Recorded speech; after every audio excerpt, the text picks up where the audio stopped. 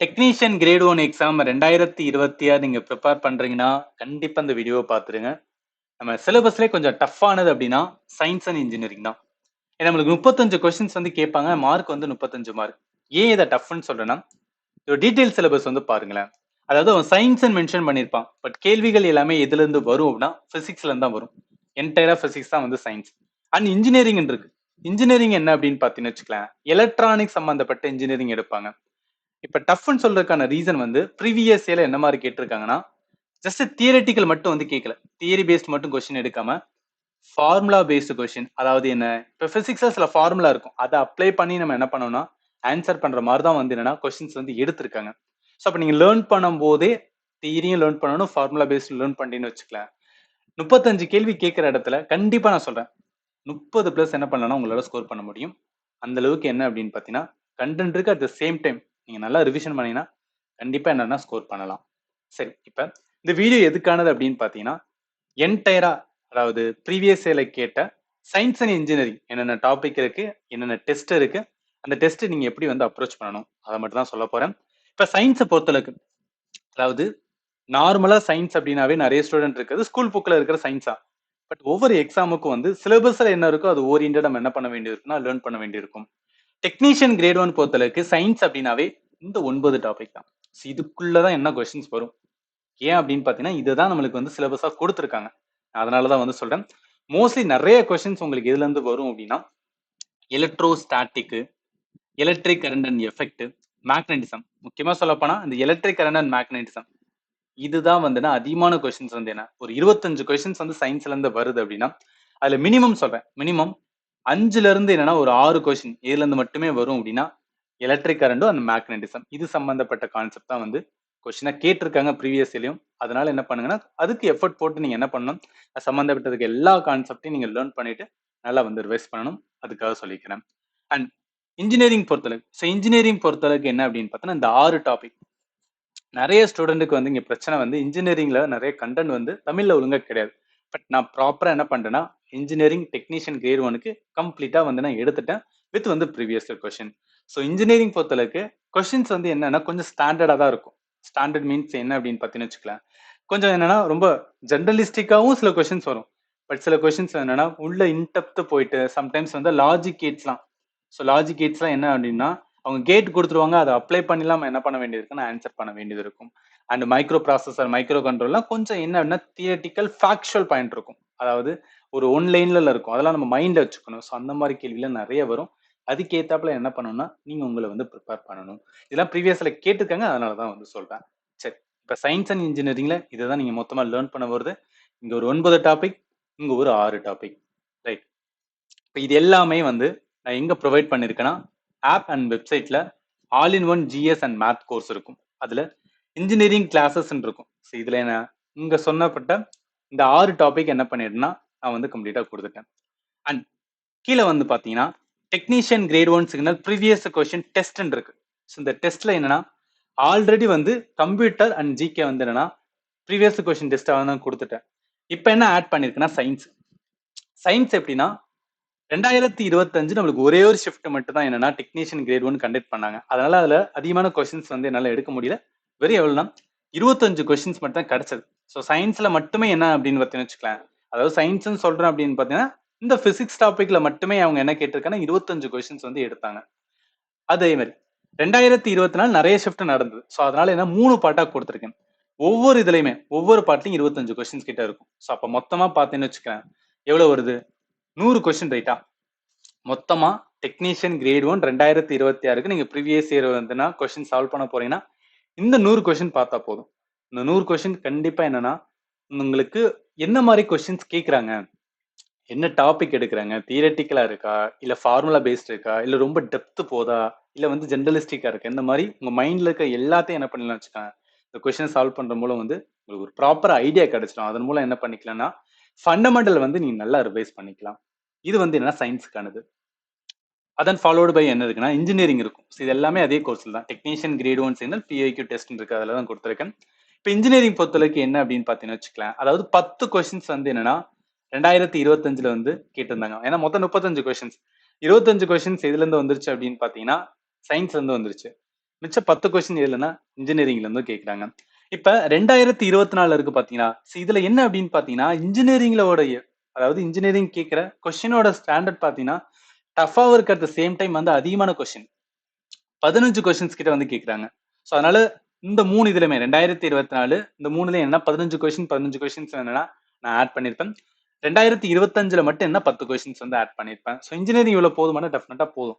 ஏன்னா இதை நீங்க லேர்ன் பண்ணும் போதே, அதாவது பேசிக்ஸா நீங்க இருக்கிறத லேர்ன் பண்ணணும், வித் ப்ரீவியஸ் கொஸ்டின் சால்வ் பண்ணணும். அதன் மூலம் என்னன்னா உங்களுக்கு ஒரு அப்ரோச் கிடைச்சிடும். ஓகே, அவன் எக்ஸாம்ல ஒரு டாபிக் இருக்கு, அந்த டாபிக்ல எதை வந்து ரிப்பீட்டடா கேட்பான்னு தெரிஞ்சு அதுக்கேற்றப்பல என்ன பண்ணிக்கலாம்னு வச்சுக்கலாம், நீங்க வந்து ரிவிஷன் பண்ணிக்கலாம்.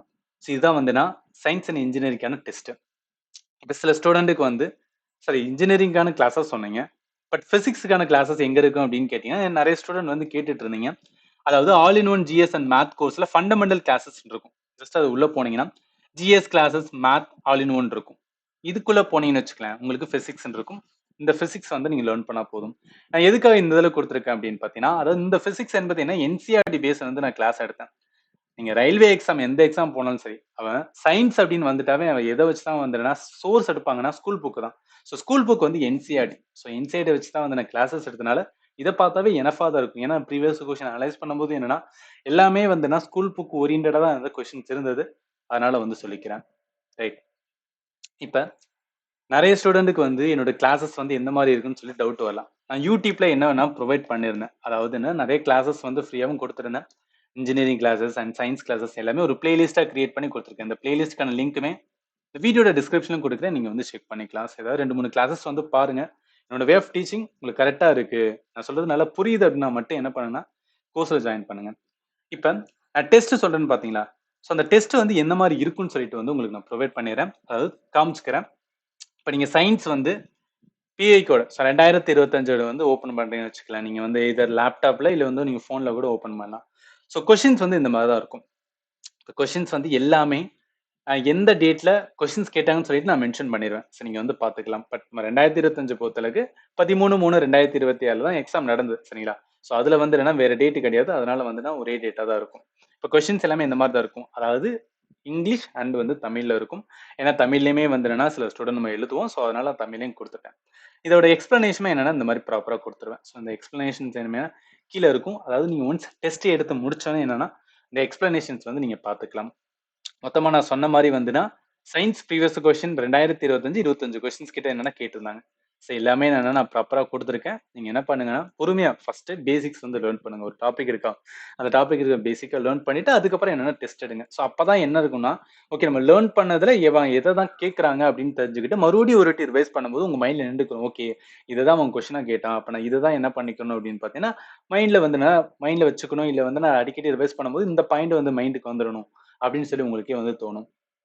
ஸோ எல்லாமே வந்துன்னா கொஸ்டின் ஸ்டாண்டர்டா இருக்கும். அண்ட் நிறைய என்ன அப்படின்னு பார்த்தீங்கன்னு வச்சுக்கலாம், ஃபார்முலா பேஸ் பண்ணி நிறைய ஃபார்முலாவை நீங்க அப்ளை பண்ணி தான் ஆன்சர் பண்ற மாதிரி தான் கொஸ்டின்ஸ் எடுத்திருக்காங்க. ஸோ ரொம்பவே வந்து பேசிக்கா இருக்கும் மட்டும் நினைக்காதீங்க. ஏன்னா இந்த எக்ஸாம் வந்து கொஞ்சம் என்னன்னா அட்வான்ஸா இருக்க மாதிரி ஃபீல் ஆகும். பட் நீங்க ஒன்ஸ் கான்செப்டை வந்து அண்டர்ஸ்டாண்ட் பண்ணிட்டீங்கன்னு வச்சுக்கலாம், மிச்சது எல்லாமே ஈஸி தான். அண்ட் இன்ஜினியரிங், ஸோ இன்ஜினியரிங் மொத்தம் வந்துன்னா 10 கொஸ்டின்ஸ் தான் இருந்துச்சு. நான் ஆல்ரெடி சொன்னதான். ஸோ அதுக்கான இது வந்து கொடுத்துருக்கேன், நீங்க பார்த்துக்கலாம். ஸோ கொஸ்டின்ஸ் வந்து என்னன்னா இந்த மாதிரி தான் இருக்கும். ஸோ மொத்தம் 10 கொஸ்டின் தான் இருந்தது. அந்த 10 கொஸ்டினுமே என்னன்னா இந்த இடத்துல உங்களுக்கு நான் கொடுத்துருக்கேன். And then so 2024 engineering. So engineering questions வந்து 15 கொஸ்டின்ஸ் வந்து மொத்தம் 3 பார்ட் இருந்துச்சா, ஸோ அதனால 15 கொஸ்டின்ஸ் இருக்கும். ஸோ அதோட இது இந்த மாதிரி தான் இருக்கும். ஸோ என்னால் முடிஞ்ச அளவுக்கு என்ன பண்றேன்னா உங்களுக்கு நான் ப்ராப்பரா வந்து கொடுத்துருக்கேன். இப்போ எக்ஸ்பிளனேஷன்ஸ் எப்படி இருக்கும்னா முதல்ல இங்கிலீஷ்ல இருக்கும், அண்ட் தென் வந்து தமிழ்ல இருக்கும், சரிங்களா? ஸோ அதனால வந்து ஃபர்ஸ்ட் இங்கிலீஷ் அண்ட் தென் தமிழ்ல கொடுத்துருப்பேன், நீங்க வந்து பார்த்துக்கலாம். ஸோ கொஸ்டின்ஸ் எல்லாமே ஸ்டாண்டர்டா இருக்குன்னு ஆல்ரெடி சொல்லிட்டேன். ரைட். இப்போ அதே மாதிரி இப்போ சில ஸ்டூடெண்ட்டுக்கு வந்துன்னா அதாவது இந்த டெஸ்ட்டோட வந்துன்னா பிடிஎஃப் வேணும் அப்படின்னு சொல்லி யூஸ் பண்ணலாம். ஏன்னா பிடிஎஃப் வந்து நம்ம ரிவைஸ் பண்றதுக்கு இல்லைனா கொஸ்டினை வந்து அகைன் ஒரு வாட்டி பார்க்கறதுக்கு ஒரு வாட்டி நான் டெஸ்ட் போடுறத விட அந்த டெஸ்ட்டுக்கான வந்து பிடிஎஃப் இருந்தால் கூட போதும். நான் என்ன பண்ணிக்கிறேன்னா ரிவைஸ் பண்றதுக்கு யூஸ் பண்ணுன்னு சொல்லிட்டு நிறைய ஸ்டூடெண்ட் கேட்பீங்க. அதுக்கான இதுவுமே நான் கொடுத்துட்டேன். அதாவது எல்லாமே நான் ஆல்ரெடி சொல்லியிருந்தேன் உங்கள்கிட்ட. டெஸ்ட்டுக்கான பிடிஎஃப்மே நான் ப்ரொவைட் பண்ணுவேன் அப்படின்னு சொல்லியிருந்தேன்னா இங்க இருக்கு பாருங்களேன். அதாவது டெக்னீஷியன் கிரேட் 1 சிக்னல் பிஏக்கு ப்ரீவியஸ் கொஸ்டினோட பிடிஎஃப் இருக்கா, இந்த ஃபைல தான் நான் கொடுத்துருவேன். ஸோ இந்த ஃபைலில் இருக்கிறது வந்து என்னன்னா நீங்கள் பிடிஎஃப் ஓப்பன் பண்ணும்போது உங்களுக்கு இந்த மாதிரி வரும். இதில் என்ன பண்ணால் அந்த கொஷின்ஸ் எல்லாமே இருக்கும். ஸோ ஃபஸ்ட்டு ஸ்டார்டிங்கில் கொஷின் எல்லாமே வந்துடும். நீங்கள் கீழே ஸ்க்ரோல் பண்ணிட்டு வந்தீங்கன்னா, ஸோ இதில் ஆன்சர் எதையும் நினைக்காதீங்க. கீழே ஸ்க்ரோல் பண்ணிட்டு வந்தீங்கன்னா ஃபைனலாக என்ன இருக்கும் அப்படின்னா உங்களுக்கு எக்ஸ்பிளனேஷன் சொல்யூஷன் அப்படின்னு சொல்லிட்டு இந்த மாதிரி இருக்கும். ஸோ ஒரு கொஷின் முதல் கொஷினுக்கான ஆன்சர் வந்து இந்த மாதிரி இருக்கும். அதே மாதிரி ஒவ்வொரு கொஷினுக்கான ஆன்சர் வந்து நீங்கள் பார்த்துக்கலாம். சரிங்களா? ஸோ அதனால் நான் ஆல்மோஸ்ட் சொல்லிட்டேன்னு நினைக்கிறேன். இப்போ நான் என்டையராக என்ன ஆச்சு அப்படின்னு பார்த்தீங்கன்னா வச்சுக்கலாம், எவ்ரி திங் வந்து நான் கம்ப்ளீட் பண்ணியாச்சு. ஸோ ஜிகே வந்துன்னா ஆல்ரெடி நான் சொல்லியிருந்தேன், அது கொடுத்தாச்சு, கம்ப்யூட்டர் கொடுத்தாச்சு, சயின்ஸ் கொடுத்தாச்சு, இன்ஜினியரிங் கொடுத்தாச்சு. இப்போ பெண்டிங்காக இருக்கிறது வந்துன்னா ரீசனிங் அண்ட் வந்து மேத் தான். ஏன்னா மேத்துக்கு பேசிக் கிளாஸஸும் எடுக்க வேண்டியது இருக்கு. அதை நான் எடுத்து முடிச்சுட்டு ரீசனிங்கான டெஸ்ட் வந்து கொடுப்பேன். இப்போ உங்களோட எய்ம் ஆல்வேஸ் ரிமெம்பர் பண்ணுங்க. ஸோ டெக்னீஷியன்ஸ் வந்து என்னன்னா நிறைய ஸ்டூடெண்ட்டுக்கு வந்து என்ன அப்படின்னு பார்த்தீங்கன்னு வச்சுக்கலாம், லைஃப் சேஞ்சிங் மூமெண்டா உங்களோட கெரியர்லேயே மாற்றி வர மூமெண்டா கூட இருக்கும்.